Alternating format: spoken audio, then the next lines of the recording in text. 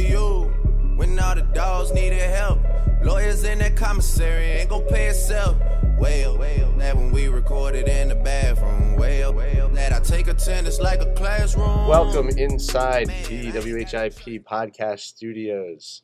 Dan Wilson sitting alongside Addison Hunsaker and Graham Foley for episode 3 of the Where Were You podcast. Today's topic, it is Friday, March 2nd here in the great city of Philadelphia, and we are going to be discussing our histories. We've been to a lot of sporting events between the three of us, and we have quite a few stories of getting on the Jumbotron, whether it be at Phillies games, Sixers games. They even have Jumbotrons at your one stories from a Flyers game, and I don't think any of us have ever. I've never been on an Eagles game. No, I don't know about you guys. Temple football games. So never, Temple football games. never Getting Eagles on games. at an Eagles game is by far the hardest, just because Definitely. of the nature of the sport. But I kind of wanted to start off with my own personal story, and it'll build up to the stories I know you guys have. I've been on the Jumbotron a handful of times. The most memorable one for me was at a Sixers game when I was in 8th grade, I believe, and I thought I was the coolest kid in the world for flipping my T-shirt. It was in like that crop top. It was like bra a looking thing. Yeah, It was like a phase we all went through where you would flip your T-shirt up and make it looking like a bra, and everyone thought it was the funniest thing in the world. Yeah. So I did that, and they showed me, and I believe I was dancing to Jump Around because the Sixers just hit some big shot, and they were up 1 with like a minute to go. And I thought I was just the absolute coolest. And the funniest part about it is that my mom, who was also there, actually emailed the Sixers and was able, somewhere in my house, there's a DVD of like this 10-second clip of me doing it because that's what moms are for. She somehow... I didn't know you could do that. I didn't know you could either. But she emailed someone, said it was... She asked me for like when it was in the game. I was like, it was late in the 4th quarter to Jump Around. Mhm. It was a teenage-looking kid with his shirt tucked in a weird way. And whoever it was, passed it along to the right person. They found it, and they actually mailed it to our house. So that is kind of a cool story. Other stories I have, I got on briefly once at a Sixers game for doing the Carlton cam, in which they play the video from The Fresh Prince of Bel-Air, and you dance like Carlton. I got on... Except no one ever dances like Carlton. No. I attempted to dance like Yeah. Carlton. It wasn't I'm very sure good. it wasn't good. Well, It no, wasn't. like, even like the people that are trying to dance, like they don't even show. Sometimes people don't even that they show don't even dance like Carlton. Yeah. Which kind of defeats the purpose. Yeah. Right. So I got on once for that. I feel like I just randomly was shown like a year or two ago, and this was the peak of, and it's still a thing. And my biggest pet peeve about jumbotrons even today is when I see they show like young kids and one of them dabs still. Oh, the dab's the worst. The dab's the Yeah. worst, and even worse than the dab is the rapid fire dab. What's funny is that my one friend actually shadowed someone who worked in the control room of the Jumbotron for the Flyers one game, and apparently they all try to avoid kids who dab. And they try I was to going to avoid say, if putting on I there, was right. in that position, I would cut off immediately anyone who dabs. And apparently That they... is the most overkilled thing ever. It's totally ruined, especially by kids. And apparently, in the Flyers, they had a counter of which camera guy got someone who dabbed, and whoever had the most had to buy everyone like drinks or something at the end. It So was you really funny. avoid that. So you avoid That's the funny. dabbers. You avoid the little kids who you know are gonna dab. They're good, and you can just tell. It's by all, some they're of all, them. when they're on a group, then you know one of them is gonna sneak in a dab. Oh, absolutely. And I wonder when it'll stop because it still hasn't. Yeah. Maybe it's slowed down a little bit. I can't remember the last time it's happened really recently, but it's Mhm. definitely happened. And like, dabbing last was year. cool for a bit. When Cam Newton was doing it, it was cool, and now it's just like the dumbest thing in the world. It's I was fun. It's amazing. funny to do it sarcastically. Right. Only to do Nah. it sarcastically. Sometimes. Only I something. feel It's like- I feel so like overdone. I feel like these kids don't do it sarcastically. No, exactly. They think they're cool. When they I do it. wonder if when Migos wrote that song, if they knew what it was going to turn into. Because there's absolutely no way. No. And I think they would have avoided Turning it. the money in their pockets, I don't really think they care. It's a good That's point. true. That's true. But there's no way that they. I mean, it's literally like a branded thing now. The action of that It's is, just the worst. Like when there's a dance cam and all there is just people dabbing. Ugh. It just ruins it. and not good dabs. Right. All That- It's gonna be hard. And sometimes it's funny when you see these little kids who are just so bad at it, but it's not good. Anyway, I got on a few times for that. I don't think. Oh, and okay. One more thing I got on for was at a Reading Phillies game. Oh boy. My $5 seats to sit in the first. There are row. no rules at the Reading Phillies there game. are not. Anything can No. happen. well, It's a family environment, Right. but They give out free tickets like it's like, rice. Like, Yeah. just throw it out there. So because they just need to put people. In It's the seats. great, yeah. I'm at the Reading Phillies game, and me, my friend Aaron, who goes here, you guys know, I live with him. Danny, Mike, also known as huge MLB fan. Mm. that's a dox. You just dox huge MLB fan. And people know at this point. So we're. I didn't say his last name either. So we're entering the game, and I guess they needed a group of 4 young, lively individuals, and they say, "Would you like to do the 5th inning promotion?" I don't remember what inning it was, and we're like, "Yeah, sure, whatever." So the promotion was they gave us like this slingshot thing, and it was like these little balls, and they have this target set up above the stands. Mm-hmm. And we had to do it. So someone had to load it, 2 people had to hold it, and I was the one slingshotting the things, right? And they're showing us up on the screen, the whole stadium can see us. We try to do it, and there was not one in the same area code as the target. We were booed off the field. At a Reading Phillies game. game. These people are so nice otherwise, and they booed us off the field for being so bad at this on-field promotion. How old are you guys who did this? It's like 2-3 years ago. Like, it was summer going into senior year. Maybe You were after old senior. enough that you could be booed. Yeah, we were like 17, 18. Well, I have a similar story. I don't remember it in person because I was so young, but our whole family, we all go to Phillies games every year. We all go to this huge one in August. My whole extended family, my mom's side, all went to a game. I think it was a minor league game. It must have been the Reading Phillies. And my great uncle, who was probably 60 at the time, goes on the field to be on this promotion where you're in that little tube and the money flies and like with a big fan, you have to catch you have to catch as much as you can. Yeah. And so like, he was so bad at it, and he was just trying to grab it out of the air, got nothing, that when he came back, our entire family booed him back. The crowd didn't care, but we all booed him back. There's no mercy for something like that. I was booed. I just realized I remember another one at the Sixers game. I was selected for another on-court promotion. Oh, yeah. This one I was not booed off for. I was given 45 seconds to make a layup, a free throw, and a three-pointer. Mm-hmm. And so, of course, I was on the Jumbotron. Christian Crosby's hyping me up to go do it, which is funny story. He almost emceed my bar mitzvah. Really? The company I used, All Around Entertainment, I guess I just gave him a plug, but the company I used, he was working for them at the time, and the guy, I think it was my mom, and I just liked the one guy. His name was KJ, but there was another guy there who I distinctly remember because he used to be on the site, and I was actually at a bar mitzvah that he emceed, named Christian Crosby, and wow, sure enough, like a few years later, he was doing the All-Star game. And doing the All-Star game for being, in my humble opinion, the best in-arena host in the NBA. Not that I've seen all the other ones evenly, but I've watched some NBA Reddit streams and see him. I think he's pretty good. Mm-hmm. Anyway, so I'm on court for that. This is a Sixers tank era crowd, first of all. And I have to make a layup, a free throw, and a three-pointer in 45 seconds. Mm.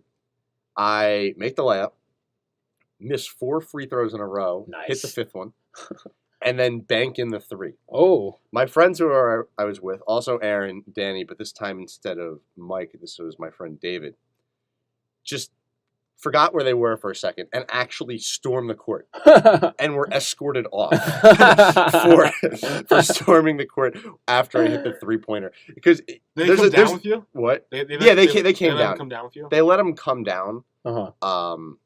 And I was just because they were standing there on the court, then they let them kind of stand there. They're just like, oh, they're with you. I'm like, yeah. They're like, okay, we don't really care. But they were not allowed on the court. There's videos online of it. There's one, I think, that I tweeted out or my Facebook or whatever. There's actually 2. One that they took and one that a kid we went to SPC with a few years ago. You remember David Bourne? Yeah. Okay, so he happened to be in the stands that night. I had no idea.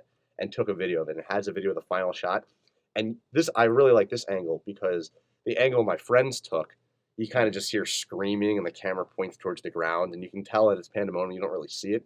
The one he took from the side, you can see people's reactions in the crowd. Oh, wow. And you can also see that the Sixers flight squad runs over to me to give me a high five, and I just run away from them, not even realizing it, to go essentially meet them on the court, and they were escorted off. I was given a Sixers hat, a snapback hat. Wow. A Nick Stauskas signed photo and a Nick Stauskas signed basketball. Wow. It's pretty bad. All right. You're oohing and on over here. It wasn't that great, and it's even worse when you consider that later that same season, a guy for doing the same thing won a flat screen TV. Of course. No, I mean, Flat Screen I feel like TV, the price is Nick very- Stauskas, you know. And the other thing I don't get now this year is like they added the half court shot, and if you do that, then the crowd wins Chick-fil-A, but you win nothing.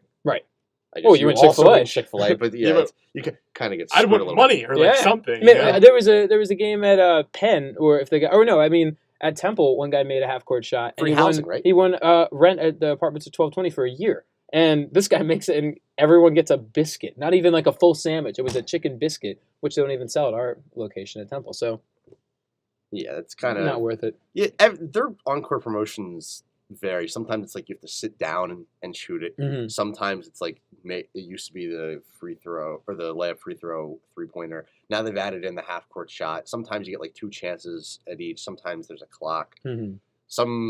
And then they do the half court shot just to like renew your season tickets, Mm. which I saw a video last week. I think someone did, Oh yeah, and so those are all kind of cool. yeah, those are fun. But it kind of varies. It kind of varies, but the experience of doing it and being on the screen, granted it was a tank aircraft, but I was on the court during a Sixers It's game, fun. It's cool. and the thrill of making a shot and completing this on the Sixers court was much better than like the prize itself. Mhm. Absolutely. Addison, I understand you have some Jumbotron experience yourself too. Well, I was going to stick with the theme of being on a court or field of a professional sports team. It was 2004 Father's Day. Hmm. The Kansas City Royals, who Matt Stairs was on at the time, Mm, coming to town. legend. And my dad and I went for Father's Day and walk in through the left field gate. And I think there was the ball girls did it, or maybe it was some people in operations. I wasn't really sure, or I don't really remember. And they asked me, "Do you want to go on the field for the national anthem?" So I said, "Sure, I'll do it." And they said, "Just meet us behind like section like 124, like where behind the Diamond Club, where like they have like the radio booth Mhm. in Citizens Bank Park. Meet us there at like 12 o'clock or 12:30, and then we'll take you down." And for context, this happened every Sunday during day home games for the Phillies. They and still even do at it, night. right? I haven't seen them do it in a while. I mean, maybe they did that. I can't They've remember. done it But recently. they I bring know. out 9 kids. and Starting each one, nine, yeah. Starting 9. I feel like they've still done that at least recently. Maybe. I forget Maybe, from okay. that. I didn't go to many Sunday games last year. But, you know, each kid stands with one player during the national anthem, gets autographs and stuff. I always dreamed of it happening to me. Never did. But okay, Addison, continue. Yeah, just happened to be just walked in and it happened. Yeah. So I didn't really know how it worked. So when I went down there, I was like, "Yeah, so no. This is so backtrack. Before we go back to meet them, before they take us down, like behind the dugout, and we go onto the field." I asked them after they asked me, "Can I stand next to Jim Tomey?" Legend. of the Asking to You be spoiled little brat. because I didn't know how it worked. I was like, maybe I could just, I don't know. Can you pick what player you want? Like, is this how it works? And they're like, we'll try our best time. to see if you can stand next to Jim Tomey. Meanwhile, Utley and Rollins are on the team at this time, so I did not know what would happen in the future. But Jim Tomey at the time was the Yeah, at Was least the in man. the- He was the. Utley they was were in all- the they were second all- year, yeah. though. he was the And reason. it's not like it's not like Jim Tomey was bad. Either. No, Yeah. no. He's a Hall of Famer. He's a Hall of Yeah, Famer. yeah. He was like the reason that Phillies baseball went on the up. Yeah. Like, him coming to Philly was like, all right. 2004 was the year he got his 400 too, right? Yeah. I was saying, was this before? I guess it would be It was just after. after. It was Yeah, It was because he hit that in a month April. After. Yeah. Yeah, Mhm. about a month or so after. And now, of course, in Little League, I would always imitate him, like doing T-ball and stuff. I thought I was left-handed, and I would point the bat out.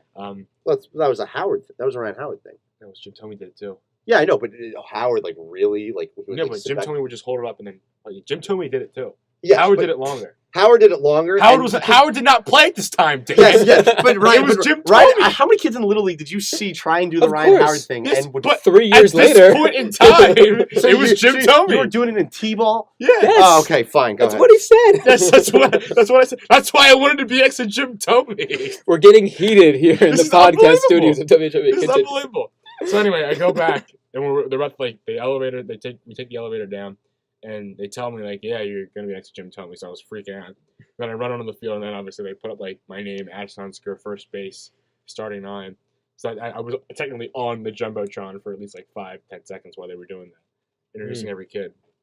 Tomey comes running out, and I asked him why he did that. I actually asked him why he pointed the bat out, and he said it helps him with his balance and to like line himself up at the plate. Can't argue with that. Hall of I Fame. mean, a Hall of Famer. He's gonna be a Hall of Famer.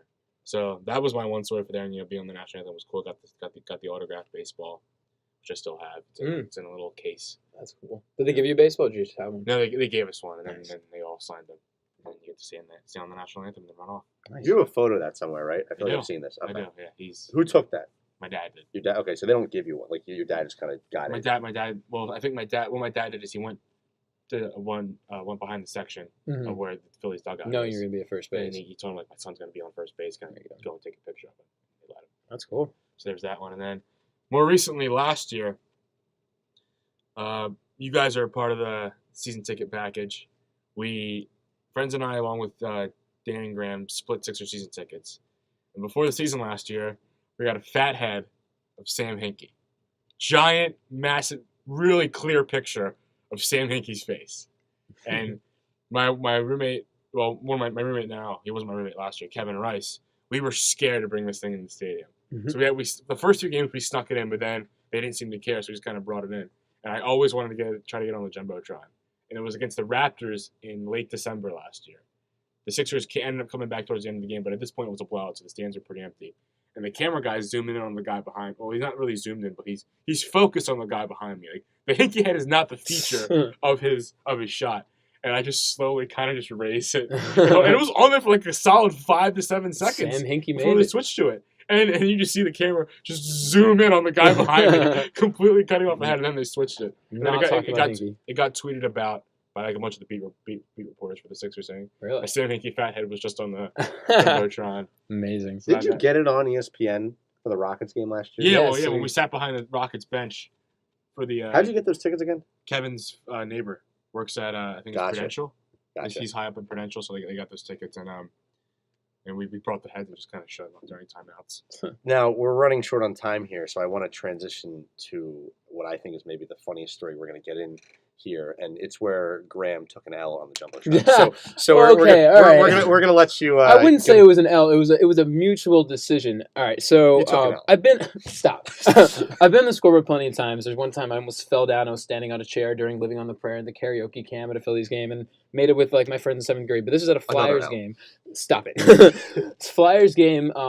Freshman year here at Temple. Me and my one friend who was a girl. She's probably the biggest fan of the Flyers that I know. And so whenever there are cheap tickets, because they, in the very beginning of the season, there's not a lot of hype around the Flyers, just cheap tickets. We would just go to the game. So we're at one of them. I think it was like the Senators or something like that. We're sitting in the upper corner. No one's there. And they're about to go to a break, and I see a camera guy who's like kneeling down by the entrance with the camera pointed at us. And I was like, oh, cool, like we're going to get on the scoreboard.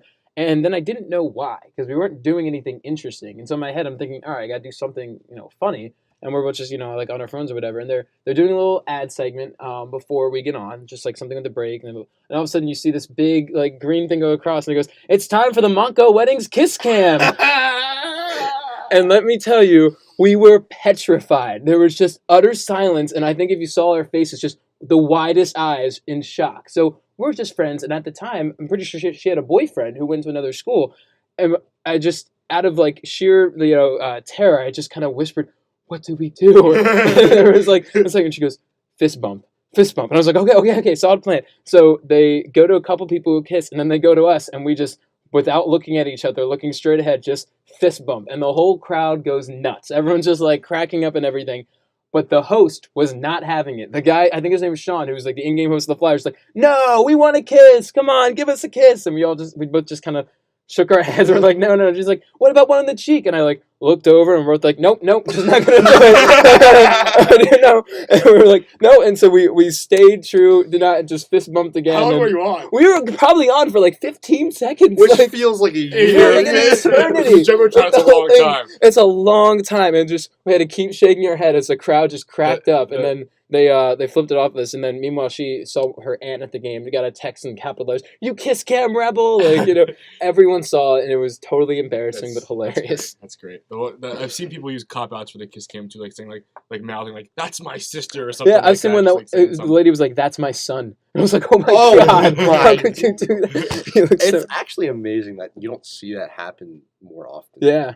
Like, because you don't know these Yeah, camera guys don't know the story. They just have to like pick out a guy and a Guy girl and a sitting girl. next to together, and you just hope. You just hope. Like, and we were talking before the show, that could be their first date, and you're like, well, that could just be you could be lining up their first kiss there, and they don't know. Mhm. We are out of time. this has been episode 3 of the Where Were You podcast. Thank you for listening. We will be back in 2 weeks following our spring break. Have a great one, everybody. We'll talk to you in 2 weeks.